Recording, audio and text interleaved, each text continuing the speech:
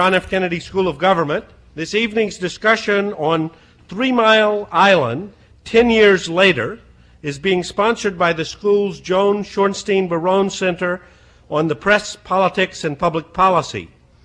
Our moderator, former Shorenstein Barone Fellow Bill Lenowet, has gathered a very distinguished panel to address the role played by the press in the 3 Mile Island accident, and to ask what lessons can be applied when dealing with similar crises today.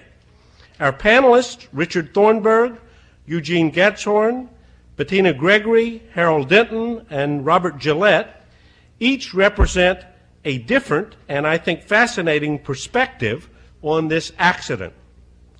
And regardless of whatever you and I can remember, or even those of us who studied this problem may think we know about the subject of 3 Mile Island, I'm sure we're all going to leave here tonight with some different understandings of the forces that were at play those dramatic few days in March of 1979.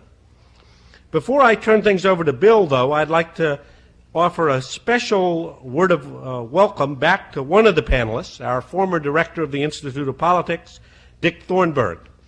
I think most of you know that Dick was director of our Institute of Politics until first President Reagan drafted him to fill out a term, and then President Bush tapped him to be the Attorney General of the United States. As director of our Institute of Politics, he raised high the flag here for elective politics in this school, a banner which the current acting director, Shirley Williams, and her associates are advancing rapidly. I'm sure you'll be glad to hear. So we're very proud of the role that he played here at the school, glad to have him back here tonight, and honored to have this distinguished panel. Bill. 10 years seems a long time. I'm going to refresh some memories and then turn it over to the panel for first-hand accounts of what happened. At 4 a.m. on Wednesday, March 28th, 1979, just 12 weeks after it had come online, a nuclear power plant on 3 Mile Island in the Susquehanna River began to misbehave. It was Metropolitan Edison's Unit 2, 10 miles south of the capital, Harrisburg. Several pumps stopped. They were needed to circulate water to cool the reactor's 100-ton uranium core. In the control room, alarm bells rang, warning lights flashed. Within 8 seconds of the accident's start, the reactor automatically shut down its nuclear chain reaction, just as it had been designed to do. Operators looked at their instruments and saw that backup pumps had come on automatically, but they failed to notice tags showing that the valves for these pumps had been closed 2 days before, blocking the flow of cooling water to the core. With no fresh coolant flowing, the water left around the core quickly heated and expanded, forcing open a relief valve. Seconds later, operators saw a signal indicating that the valve had closed, but it hadn't. And in the next hour and a half, 32,000 gallons of water, the reactor coolant, more than a third of the plant's capacity, gushed through that stuck-open valve. Again automatically, 2 high-pressure pumps in the emergency core cooling system began pumping water at 1,000 gallons a minute, but the operators misread their dials again and shut off this new flow of water. By 4:15 a.m., radioactive water was escaping through the stuck-open valve, cascading onto the floor of the concrete containment building that surrounds the reactor. By 4:40, 8,000 gallons had reached an adjacent building, and from there radioactive vapor began venting into the atmosphere. Again misreading signals, the operators shut flow of all the cooling water in the core. Cooling water fell to its lowest level by 6:20 that morning, exposing 2/3 of the core. By 6:53, parts of the core were melting of their own heat. At this point, a later study concluded, the reactor was within 30 to 60 minutes of a complete meltdown of its heat-producing core. The next step would be the so-called China syndrome, when the core melts through the earth, as they used to say, in the general direction of China. The China syndrome had been a nuclear industry euphemism until that very month when Jane Fonda appeared in a movie with the same title. In the movie, a meltdown is averted but not before a scientist warns gravely that the area at risk is about the size of the state of Pennsylvania. In the TMI control room at 7 that morning, the operators had a more limited concern. They declared a site emergency. And then later on at 7:24, they declared a general emergency. As soon as that happened, people thought of the press. John Herbine, MedEd's vice president for generation, and Blaine Fabian, the manager of communication services, met at the public relations office in Hershey, 10 miles away, and began to draft a press release. But their two-sentence statement only announced that the reactor was shut down by a malfunction. And they did not mention that it would be anything but out of service for about a week. They did not mention the site emergency, the general emergency, or the possibility of radiation escaping off-site. Now, this press release was MedEd's first effort to minimize its troubles on 3 Mile Island, and like most statements that followed in the next frantic days, it proved to be too little, too late. Here's why. For just as that release was being drafted, Captain Dave Edwards, a traffic reporter for a top 40 radio station in Harrisburg, was cruising near the plant, checking on rush hour traffic. On his CB, Captain Dave heard that police and firefighters were mobilizing in Middletown. Captain Dave radioed his news director in Harrisburg, Mike Pintek, who telephoned 3 Mile Island, asked for a public relations spokesman. By mistake, he was switched directly to the control room. There a man answered, "I can't talk now, we've got a problem." Told to call company headquarters, Pintek telephoned Reading, 60 miles away. Eventually was switched back to Hershey. There, Blaine Fabian had just finished this innocuous press release, said the plant is shut down, we're working on it, there's no problem off-site, no problem, no danger to the general public. Pintek broke the story of 3 Mile Island during a news break among the pop tunes at 8:25 that morning. Through its Harrisburg bureau, the Associated Press filed its first story nationwide at 9:06. The word was out. Many public officials learned about the accident through the news media, not through TMI's emergency response system. Harrisburg Mayor Paul Dautrick found out in a 9:15 a.m. telephone call from a radio station in Boston. Dick Thornburg, who had been Pennsylvania's governor for only 72 days, was luckier. He heard about it from his director of emergency management at 7:50. Now, by 7:50 that morning, we now know that the most serious damage had already occurred, and that the next few days would produce news that was based as much on misperception and conflicting data as on any new evidence of danger. As hundreds of reporters drove and flew into central Pennsylvania on the accident's first afternoon, they encountered a utility unable to cope with the pace and scale of events. Most Americans first heard about 3 Mile Island that evening on the television news networks. Walter Cronkite set the tone on CBS Evening News with this grim warning. It was the first step in a nuclear nightmare. As far as we know at this hour, no worse than that. But a government official said that a breakdown of an atomic power plant in Pennsylvania today is probably the worst nuclear accident to date. There was no apparent serious contamination of workers, but a nuclear safety group said that radiation inside the plant is at 8 times the deadly level. So strong that after passing through a 3-foot thick concrete wall, it can be measured a mile away. Well, in fact, the radiation measured off-site had not penetrated that wall. It had escaped through vents in an auxiliary building. The reactor appeared to be stable by the second day, but by then, the confusion among the official sources became news itself. After all, consider where the sources were: Hershey, Middletown, Reading, Harrisburg, King of Prussia, where the NRC had a regional office, Bethesda, where they had an emergency center, Washington, downtown Washington for the NRC headquarters, Capitol Hill, where hearings were convened, and the White House, which tried to coordinate information through the National Security Council. With news on Friday morning, March 30th, that radioactive gases continued to escape, Governor Thornburg directed local residents to stay indoors until further notice. At 11, John Herbine of MedEd held another press conference, this time in the American Legion Hall. There he tried again to minimize the latest release. The press wanted to know about the NRC announcement that he was dumping radioactive water into the Susquehanna. But Herbine answered by complaining, "I don't know why we need to tell you each and everything that we do." With that, Med-Ed lost most of its remaining credibility among the press corps, and local residents became convinced that those in charge of the plant were either duplicitous or incompetent, maybe both. Blind panic began, one resident later recalled. Parents started pulling their kids from school. Confusion was not limited to Middletown alone, however. In Washington at that hour, the NRC chairman, Joseph Hendry, complained that he and Thornburg are operating almost totally in the blind. Henry said Thornburg's information is ambiguous and his own was non-existent.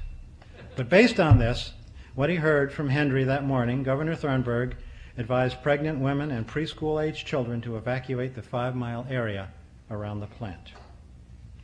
Then Jimmy Carter announced that Harold Denton of the NRC, the director of nuclear reactor regulation, would be sent to Middletown as the federal government's sole spokesman.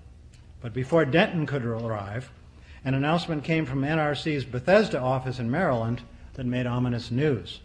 At 3 p.m. on Friday, an NRC technician mentioned the ultimate risk of a meltdown, a phrase that UPI quickly reported worldwide.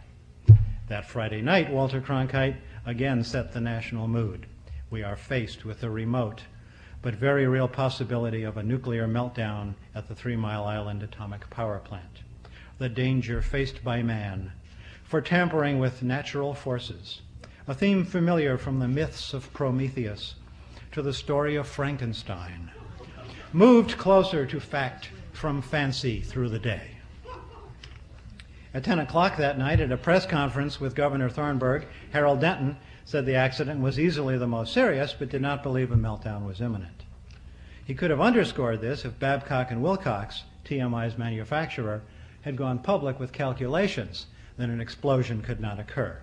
But they had muzzled their employees.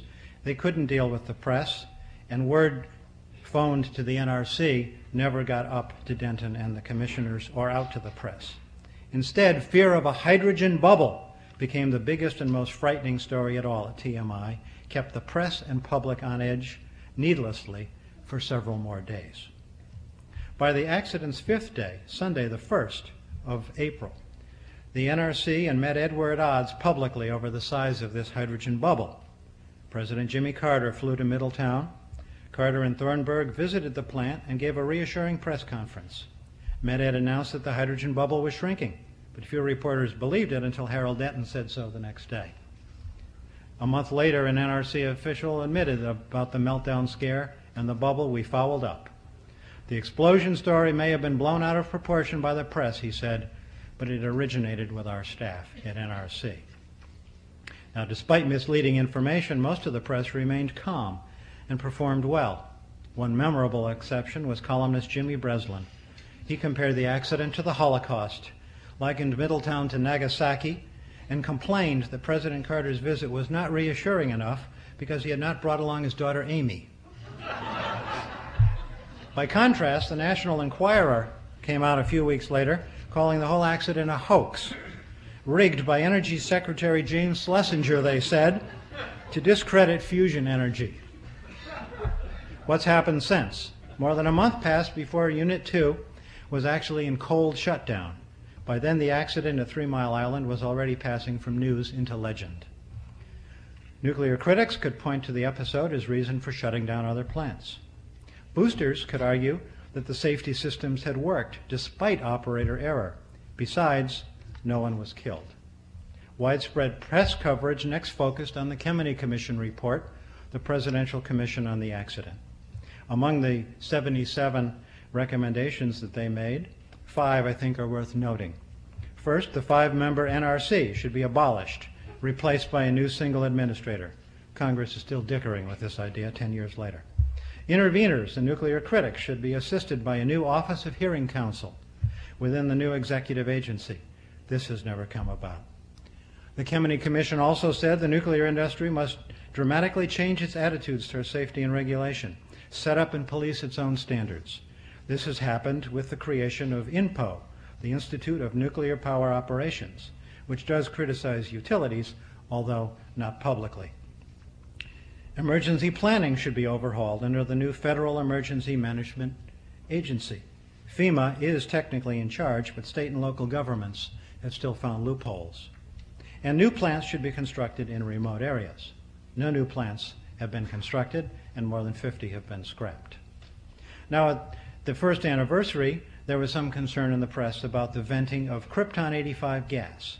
And this spring, the utility has sought permission to boil off more than 2 million gallons of radioactive water. Some of it has been in the basement of the reactor since the accident 10 years ago.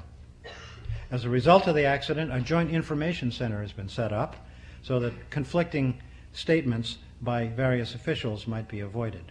At 3 Mile Island this spring, the disabled Unit 2 is still being dismantled, but Med-Ed is boasting about the performance of Unit 1.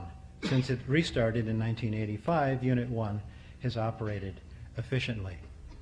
Our question tonight for this distinguished panel is simple but not easy. Based on what happened at TMI, how should the press cover the next one? Dick Thornburg was born in Pittsburgh, earned a Bachelor of Engineering degree at Yale, and an LLB with high honors at the University of Pittsburgh. He has practiced law in Pittsburgh, was U.S. Attorney for Western Pennsylvania, and Assistant Attorney General in the Criminal Division of the Justice Department in the Ford administration. He is well known to many of us at Harvard for his time as Director of the Institute of Politics here at the Kennedy School. Last year, he became Attorney General of the United States in the Reagan administration, a post he continues to hold under President Bush. At the time of the accident at TMI, Dick Thornburg was beginning his third month as governor of Pennsylvania, a post he held until 1987. Our first panelist, Dick Thornburg.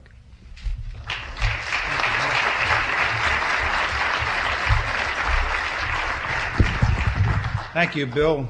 You have a great capacity to recall those thrilling days of yesteryear. I think a shudder went through some of those of us who participated in this particular event, but it is good to reflect 10 years later on lessons that we can learn about, in particular, the relationship between decision makers and the media. I'm going to concentrate on two commodities. One, information, which was very scarce during the 10 days of principal concern during the 3 Mile Island accident. And the second, credibility, which was very fragile, but very essential in relating to a worried and concerned public that had to face a threat of the type of which that had never occurred on the face of the earth. On March 28, 1979, I began my 72nd day in office by hosting a breakfast meeting for freshman Democratic legislators, the loyal opposition that I hoped to convince to support my budget, which I had submitted only recently. And I was preoccupied and consumed with data about potholes in the highways and appropriations for various human services when at 7:50 in the morning I received a call from our emergency management director telling me that there had been an accident at the 3 Mile Island nuclear site. I knew then that no accident at a nuclear site could be anything but serious, and it began a process of fact-finding and cross-examination and inquisition that was carried out during the next 10 days under very frustrating circumstances.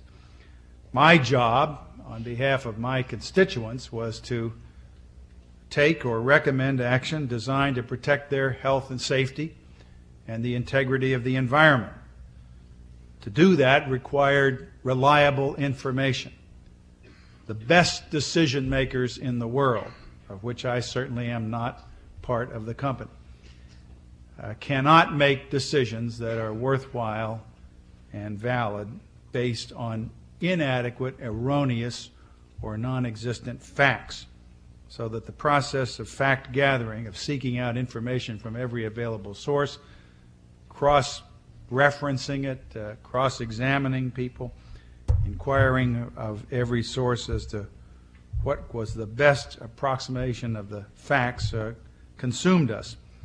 And the effort was largely futile until we received the help that I requested from the President in the dispatch of Harold Denton, who joins us here this evening, as one not only possessed of the knowledge of the somewhat arcane language of the nuclear technology, but an ability to relate in simple language to not only governors but the populace of our Commonwealth.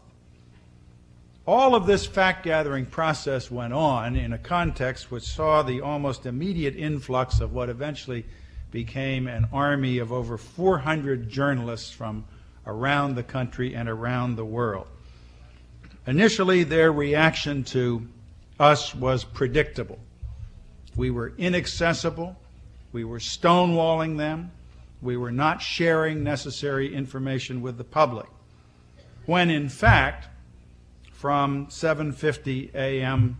March 28, 1979, we were trying to separate rumor and hearsay and the observations of so-called experts from that small core of reliable facts that we felt confident in sharing with our friends in the media and through them with the public that looked to us for leadership and counsel during a very tense time. We made a decision very early on, a proper decision, I suggest, not to be simply a transmission belt for every conflicting theory or version of the facts that was occurring at the site, to carefully evaluate those facts and share them in a controlled environment and atmosphere with the media.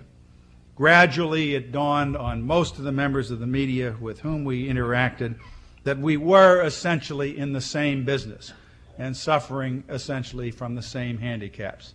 That is, trying to get a crash course in a very involved and unfamiliar technology in order to report what was happening in a reasonably accurate manner. And grudgingly, I believe, by the time the affair had gone off the front pages, there was a friendship under fire formed between those of us in government who were seeking out the facts and those in the media who were reporting them. We began to swap information. We began to make our best estimates of what was happening and what its consequences were available to one another. And I think, for the most part, the reporting that was done of the accident under the circumstances in question was responsible. And I think to the extent that it failed of giving an accurate, timely picture of the consequences of the accident, a great deal of energy and inquiry has been expended since that time to deal with similar accidents. The access to scientists and other technologically knowledgeable persons that is now commonplace in the news media, and a policy of responsible news gathering organizations has been greatly enhanced by the breakdown of that capability during this accident. Let me just mention 3 vignettes which perhaps can bring a little bit more of the personal element into the kinds of things that occurred during this period. The first occurred with respect to the so-called hydrogen bubble. Saturday night, March 31st, as the television fair was being played out in homes across the United States, there moved in an ominous fashion across the bottom of television screens a trailer that referred to the possibility of imminent explosion of what later turned out to be a non-threatening bubble in the 3 Mile Island site. And what that occasioned was a massive charge of reporters into the press office at the state capitol. Reporters who were not intent on getting the story, but wanting to know, should we get out of town? A very human reaction, but illustrative of the kind of mixed feelings that exist among even the hardiest of professionals when they are faced with something that is truly unfathomable. Secondly, on a lighter note, our town seemed to be invaded by backpedaling TV camera persons who wandered up and down the street with these enormous instruments on their shoulder, and I was told, although I didn't observe but must accept Harold on the basis of credible witnesses, of a marvelous event that occurred in Middletown, PA, close by 3 Mile Island. A TV camera crew had obviously been sent out to get some footage of the supposedly massive evacuation that was taking place. And they looked at an empty street and found no subject matter for this massive evacuation. Ere long, however, down the street came a pickup truck with a distraught-looking family seemingly evacuating all of their possessions, which were piled in the back of the truck. The cameraman started to take the picture, backpedaling all the way. Beautiful footage for the 6 o'clock news. All of a sudden, the truck stopped.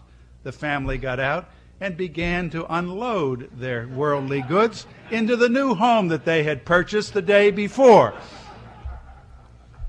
Finally,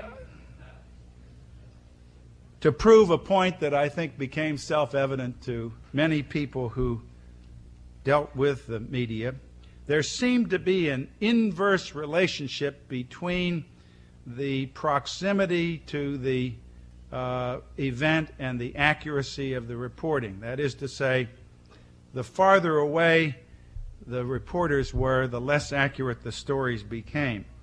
This is not surprising, but it was somewhat jarring to me to have reported from an English publication that the governor's wife, pregnant with their first child, had left the area. As it turned out, my wife was not pregnant. We had 4 children already, and she stayed there the whole time. Moreover, my lieutenant governor, whose wife was pregnant with their first child, stayed in the area throughout the entire time as well. The point being that it is tempting, all too tempting, on the part of the more sensational elements, as you referred to, Bill, to make up stories when none exist. But I don't mean that as an indictment of what I think was generally a responsible and fair performance of the press during this incident. Let me close with one other observation that is deadly serious with regard to the role of the free press in a free society. Not long after the 3 Mile Island accident, I was in the Soviet Union in Moscow meeting with leaders of the Soviet nuclear industry, ostensibly for the purpose of learning the lessons of what they called 5 Kilometer Island. And we spoke with them about our experiences and were greeted with a very smug recitation of the superiority of their nuclear industry. The training was better, the technology was better. They did not have the pressures of the capitalist system which forced them into premature bringing online of these facilities.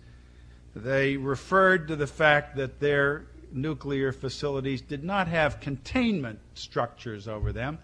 They were so safe, quoting the then president of the Soviet Academy of Science, that they could build a reactor in Red Square. And we felt somewhat demolished by this firepower brought up by our smug hosts. And those words rang in my ears, obviously, when 7 years later, in 1986, they suffered a more serious and indeed tragic accident at Chernobyl. I take no solace from that, nor any sense of having evened the score. But what does occur to me is that in the Soviet Union, without the institution of a free press, without the open debate that occurs in a hurly-burly of our Congress and state legislators, without the demonstrators and the pickets which bedevil all of us in public life, without the ability to express public uneasiness and concern about particular issues, the Soviet nuclear industry proceeded pell-mell to a disaster that far exceeded the threat that was posed by 3 Mile Island. And that teaches a very good lesson, it seems to me.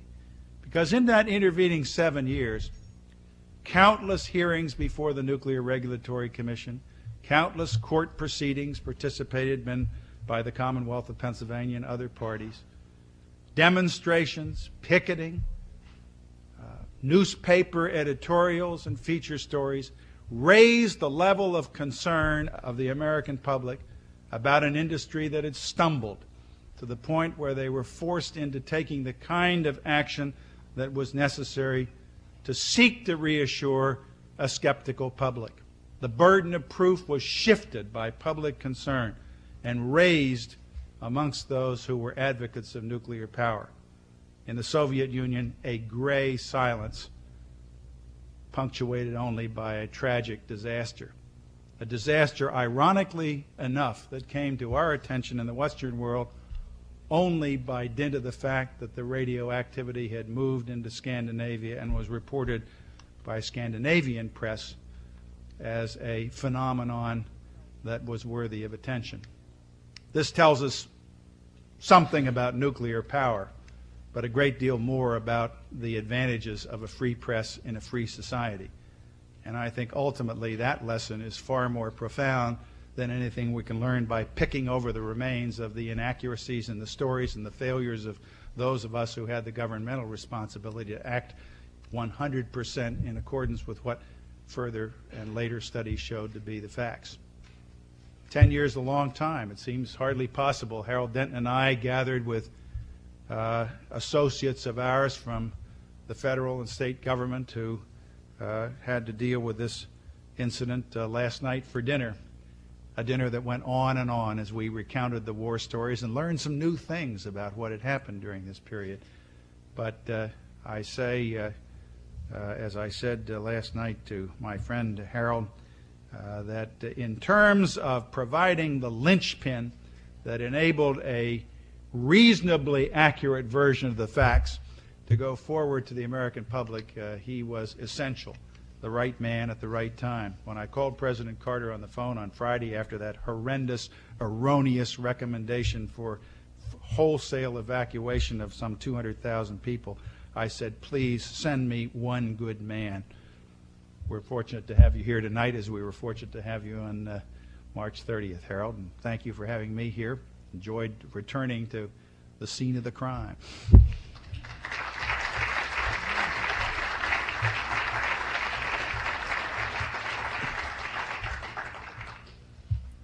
Our next panelist, Bettina Gregory, was born in New York City, studied at Smith College and the Webber Douglas School of Dramatic Art in London. She received a Bachelor of Arts degree in psychology at Pierce College in Athens, Greece. In 1972, she began a journalism career as a reporter in Ithaca, New York. She worked in television news in Freeport, New York and New York City, wrote freelance for the New York Times. And in 1974, she joined ABC News, where she has been a Washington and a White House correspondent. Ms. Gregory has won many journalism awards, including first place for National Feature News from Odyssey Institute and the Clarion Award for Women in Communications. She was named one of top 10 investigative reporters by TV Guide. At the time of TMI, Ms. Gregory was a reporter in ABC's Washington Bureau. Bettina Gregory.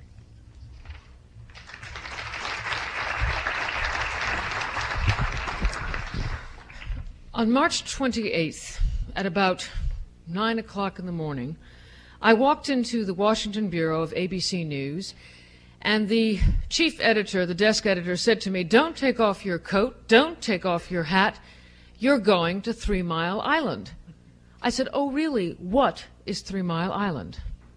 He handed me a short piece of wire copy, precisely 3 lines long. It was the earlier copy. It was not the national AP story that General Thornburg referred to.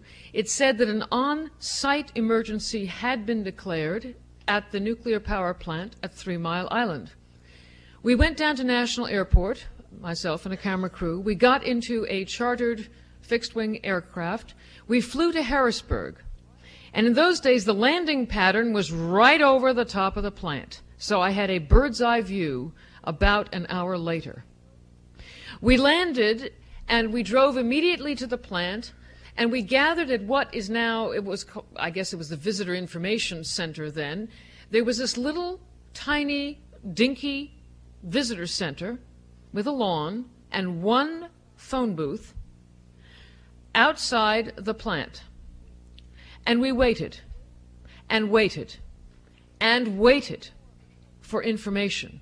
More and more reporters started arriving, crews from all over the country, local officials, including the mayor of Middletown, Pennsylvania, who had not a clue as to what was happening, all in an effort to try to find out what was going on at the plant.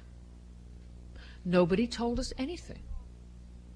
We tried to call the head office in Hershey, in Reading. We tried to get through. The phone was jammed. We got absolutely no information. This went on for many hours, and I have to describe the scene out there. It was really quite close to panic that first day because nobody came out and told us anything. The phone eventually got out of order because you put your dimes in, it got filled up, and it wouldn't operate anymore. There was no way to call out from the one phone booth at the site. Approximately 2 p.m. in the afternoon, now picture this, we've been standing there since approximately 9:45, 10 o'clock in the morning. It's now 4 hours later, maybe it was 2:30, I can't tell precisely. An official of Met Ed, a vice president, Mr. Jack Herbine, was sent. He had the job of trying to get us the hell out of there. Mr. Herbine came out and he held what was a news conference. I mean, I don't know if you know the technical term in the business for this type of operation. We call it a gangbang. There is one person surrounded by reporters and cameras and everybody screaming and shouting and asking for information. I mean, it's a fascinating institution. Mr. Herbine came out, and his basic message that first day was, well, I don't understand why you people are here. We had a small malfunction of the plant. It's under control. We're getting it under control. It's okay. Why don't you all go home? And one of the things I've learned as a reporter is not only to question what is being told to me, but why is this individual telling me this, and why is this person telling me this now? Very quickly I determined we were getting absolutely zero information, so I thought it might be a diversionary tactic, and it was. I looked about 100 yards down the road. There was a metal fence, and I could see that there were some cars gathering there. I didn't know what it was, and so I said to my crew, ABC, come with me. I was taking a terrible risk because this was, the only source of information we had, but I saw that there were cars driving out down the road. So we literally ran down that road with my crew, and what was happening was Herbine was holding the news conference so the workers who had been in the plant during the accident, who had undergone decontamination for the ensuing hours, could escape without being questioned by the press. I was lucky enough to get a few interviews with workers who were actually on site. I can't tell you they gave us a lot of information, but at least we had some preliminary reports about what was going on, because indeed from the official source of information we were getting nothing. At any rate, I was lucky enough to have some interviews in my piece that night about what was going on. The next morning, the president of Metropolitan Edison came on the air, and we interviewed him live on Good Morning America. Walter Kreitz was interviewed by David Hartman and myself. And the message was basically the same. Well, the temperature inside the reactor is about 700 degrees. We're cooling it down. It's all under control. It was a small accident. Was there fuel damage? Oh, no, certainly not. We were sort of being put on the defensive of why are you stirring this up? Why are you making this into a big story? And there they were, making their statements on the air. And basically that's what happened the second day of the accident. The third day, Black Friday, was the day of the major panic. The panic occurred not in Harrisburg or Middletown, but in Washington, D.C. I had just done a live shot for Good Morning America standing out at the plant. We'd come back to our affiliate in downtown Harrisburg when I received a very rare phone call from our anchorman, Frank Reynolds, God rest his soul, who called me up. He says, "Bettina, are you okay?" I said, "Well, yes, I'm a little tired. I've been working 20 hours a day, but fine, everything's fine." He says, "Do you know the plant could melt down?" I said, "What? What are you talking about?"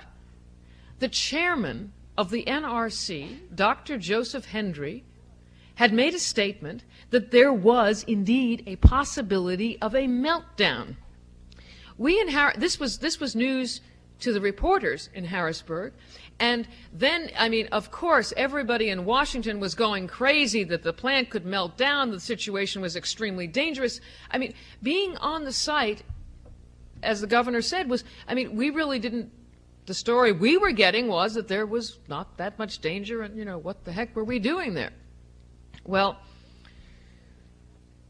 at that point, we heard that an evacuation might be called. I must tell you, I want to identify with everything that Governor Thornburg has said, because we realized early on, because he sent his representative, he was right there along with us reporters, trying to get the information from the utility.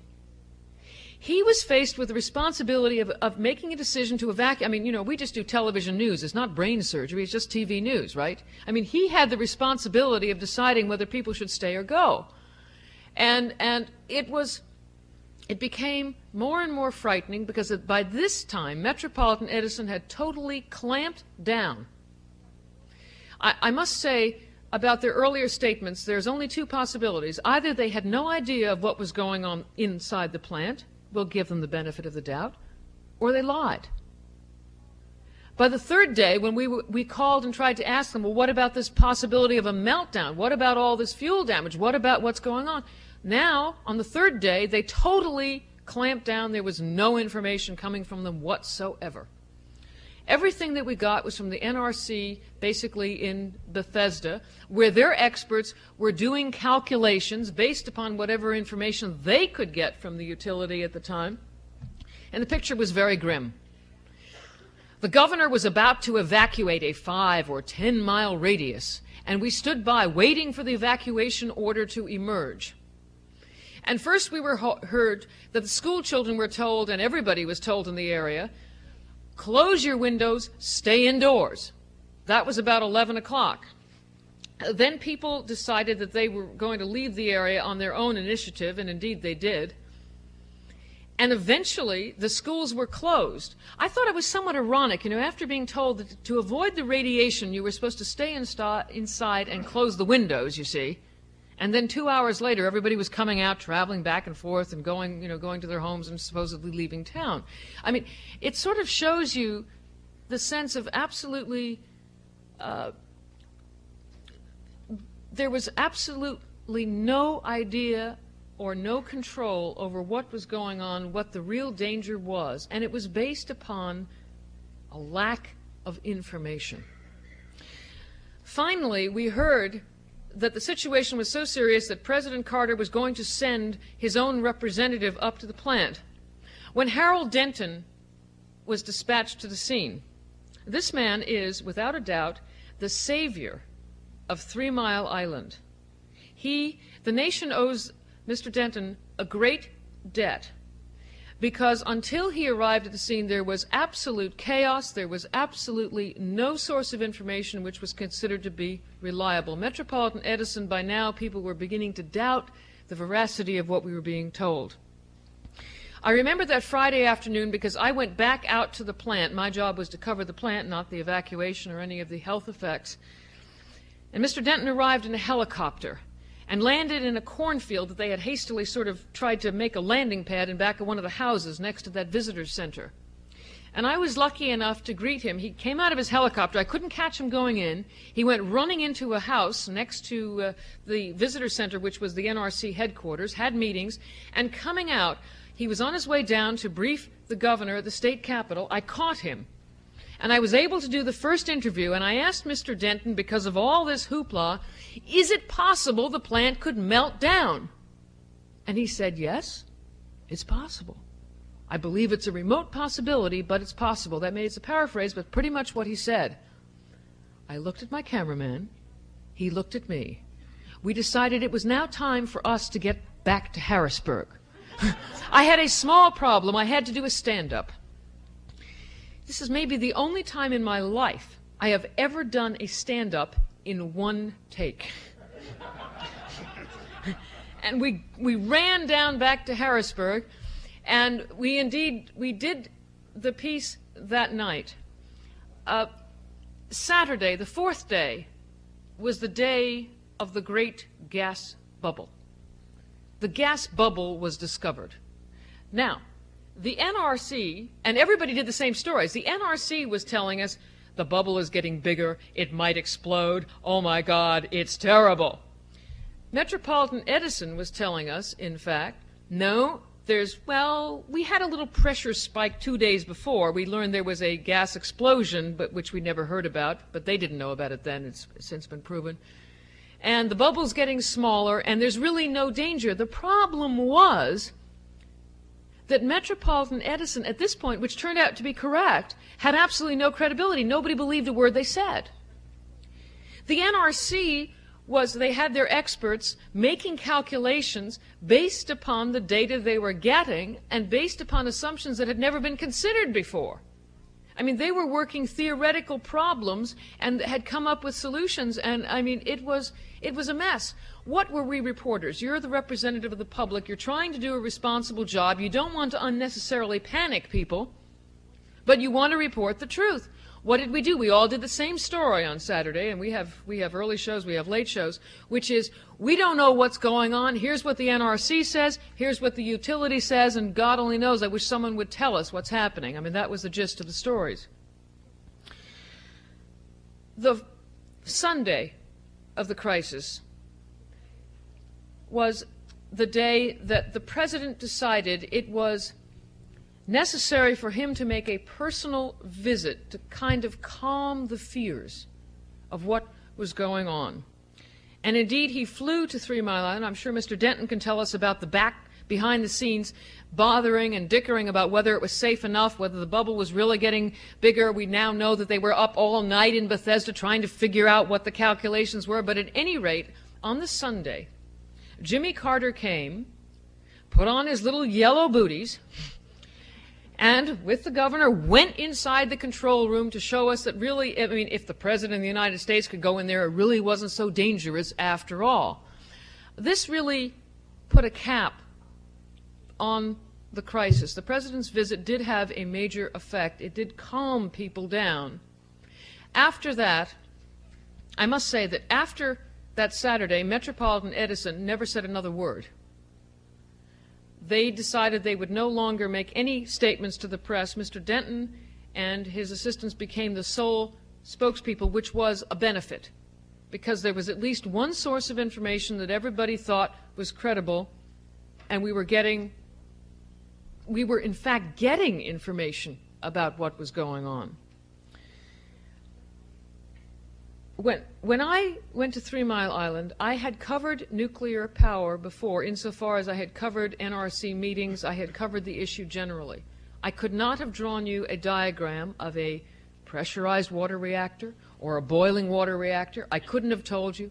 I was thrown into a situation where I had to cover what was, to that date, the most serious accident we've ever had. And when we got information, which was sketchy, we were given a whole host of all kinds of technical terms. The assumption was made by the spokespeople, and indeed the NRC at first, that people knew what we were talking about. Well, we learned quickly. We had to, I mean, I can diagram any nuclear power plant you want. Just ask me, I can draw you a crude sketch, but I had to learn this. Most of the news media there were not scientific experts who had not the expertise to understand what was being told to us. The difficulties we had was, at first, a lack of information, erroneous information given to us by the utility, When the NRC arrived on site, some sanity began to creep into the situation. The problem we had with the NRC was they gave us technical information.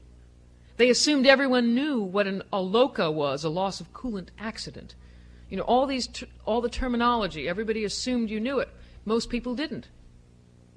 I don't want to stand up here and defend every story that was done, and with regard to Jimmy Breslin, I must just tell you one story about him.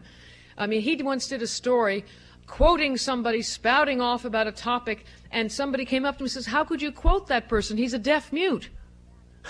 And Breslin shot back without batting an eyelid. Well, that's what the guy would have said if he could talk. You know, I mean, Mr. Breslin is a columnist. His job is to write that sort of story. Those of us who are reporters reporting on a breaking story on a day-to-day situation do not have that license.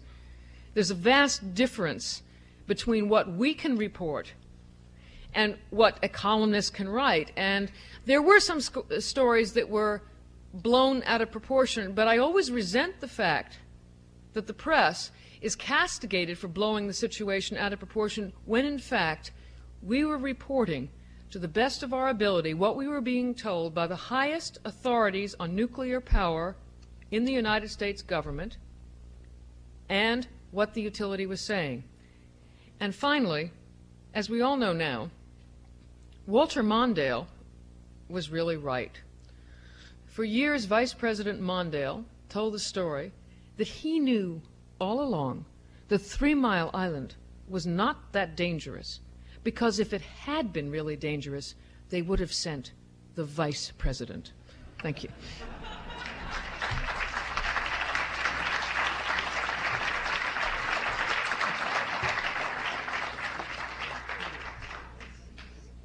The person they did send was Harold Denton. Harold Denton was born in Rocky Mount, North Carolina, received a Bachelor of Science degree from North Carolina State University, majoring in nuclear engineering. He also did graduate work at the University of Maryland. Although he does not hold a PhD, his presence at TMI was so reassuring to the press that they quickly began calling him Dr. Denton. Mr. Denton has worked as a physicist at the Atomic Energy Commission, later worked for the Commission as a reactor physicist and inspector. He is now director of the Nuclear Regulatory Commission's newly created Office of Governmental and Public Affairs. At the time of TMI, he was director of the NRC's Office of Nuclear Reactor Regulation and was appointed by President Carter to represent the executive branch at the accident. Harold Denton.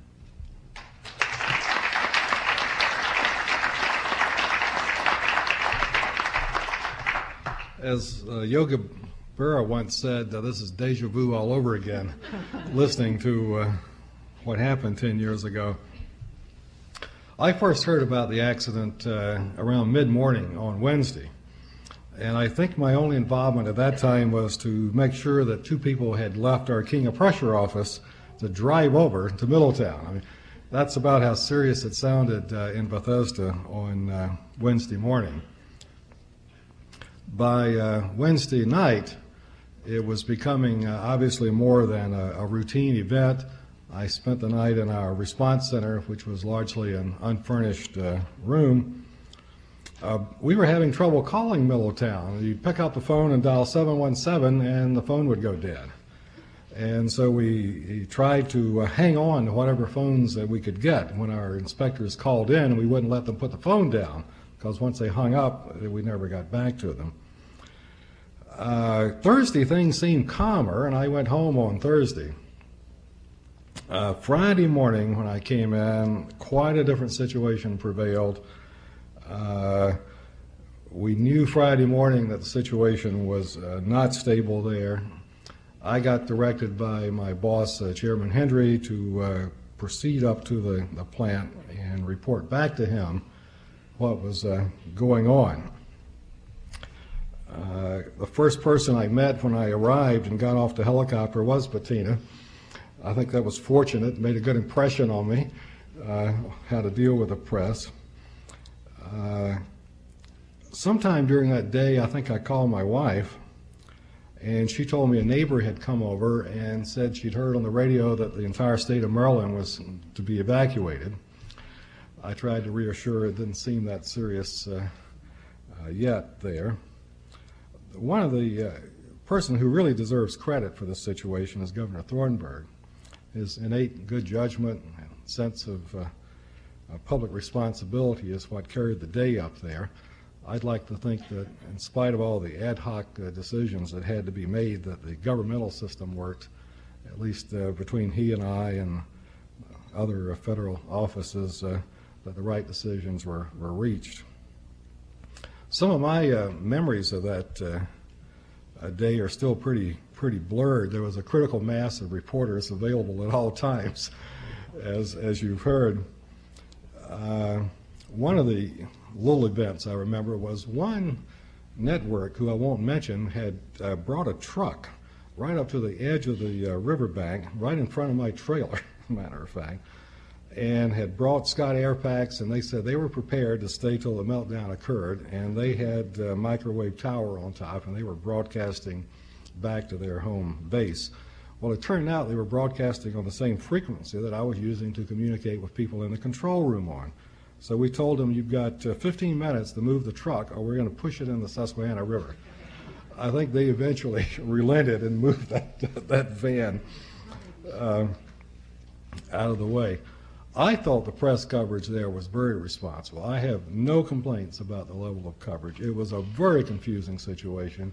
We didn't have adequate diagnostic instrumentation in the Corps to put out really reliable information. The press was talking to everyone they could, and the press had an extremely difficult job. The only advice I got during that whole time from Jody Powell was to stop using the term man-rim. I don't know if you remember that term, but apparently no one liked the term man-rim that I tried to. Person-rim, that's right, avoid sexist connotations. What's happened since 3 Mile Island? Let me bring you up to speed a little bit on some of the improvements that have been done. It was apparent that every plant needs a joint information center. So one of the things we required right after the accident is that every power plant put in an area where the state government, the federal government, the utility could all get together and brief the media at one time. And you'll find around all power plants today what's called a joint information center. Another thing we've done, which is equally important, probably more important, is define the roles of the federal government, state government, the various agencies, and make sure that all the players in an emergency know the ground rules. We've written procedures on how to interact with each other around all the power plants. We have drills now so that the state and the federal government people know each other. We've defined 4 levels of accidents much more precisely than at the time of the accident. So today, if there's an accident, we can tell the media it's an unusual event. In the category of unusual events are ones in which there are minor occurrences, no fuel damage, and no releases above normal operations. Just for those of you who don't follow operations, there were several hundred abnormal occurrences in the U.S. last year. Next level up is called an alert. We had 7 or 8 alerts last year. Getting above that, there's the third category is where there's a potential for approaching the federal radiation protection guidelines. That's called a general site emergency. We had none of those last year, fortunately. And then there's a general emergency, which is the type that 3 Mile Island occurred. So we now classify them. The local governments, the state governments, the federal government all realize what these terms mean, and we're able to communicate with each other. So hopefully, if we ever have another accident, we'll certainly be better prepared to talk to each other about what the level of the accident really is. We made a lot of physical improvements, too. We put resident inspectors at each site. I don't know why we didn't do that pre-TMI, but it's just so obvious that the federal government needs a presence at the site. A number of states have also put resident inspectors at the site. This makes a big difference in communicating quickly about accidents. We've added a lot of diagnostic instrumentation at plants, so you really can tell what's going on in a severe accident. I think before TMI, we just had a mindset that severe accidents couldn't happen, and therefore we weren't really equipped to measure what was going on in the core and the containment. We now have dedicated phone lines with every power plant in the U.S. In fact, we have 2, to be sure that we don't have the trouble with 717 going dead again. We do training for the media now. We've trained over 300 members of the media in the last 10 years in how reactors operate. The NRC itself now owns 3 simulators, which are replicas of control rooms, and where you can actually simulate the types of any type of accidents you care to. So I think that's been very effective in improving our communications with the media. What would happen if there were another accident in the U.S. today? It certainly wouldn't be a perfect situation. Any accident would be unexpected. It wouldn't go by the book, and it would still have certain elements of confusion. And so in spite of the improvements I've cited, I don't expect that if it were to happen again, it would be entirely clear to everyone what was going on. Accidents by definition are just unexpected. They don't happen the way that we're expecting. One reason I think it would be confusion is the turnover in the media. We've had extensive interviews by the media recently due to the 10th anniversary. 90% of the reporters that come around to talk to us were not there in Middletown or working the nuclear beat at the time of the accident. So the turnover is so big that even if you put on training courses, most of the media are brand new to the field, and I predict they would be brand new to the field if an accident were to happen again. Another problem is fear of radiation. Radiation is not like floods and fires where everyone knows how to estimate the hazard. And trying to deal with fear and anxiety and talk about radiation will continue, I'm sure, to be difficult. Finally, I guess one of my pet peeves is the focus on worst-case approaches. I'm sure there's not much that can be done about it, but at every press conference, every day, I was always asked, what's the worst thing that can happen? No one wanted to know what was likely to happen or what the most likely event was. It was this insistent focus on what's the worst thing that can happen.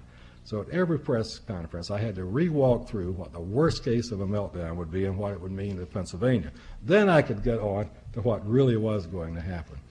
There were a lot of people who contributed to the success of it, but I think the press and the governor, the state, a lot of other federal and local employees made it a success, and I'm gratified that the system, governmental system, worked as well as it did, and that the people were protected during that time. Thank you.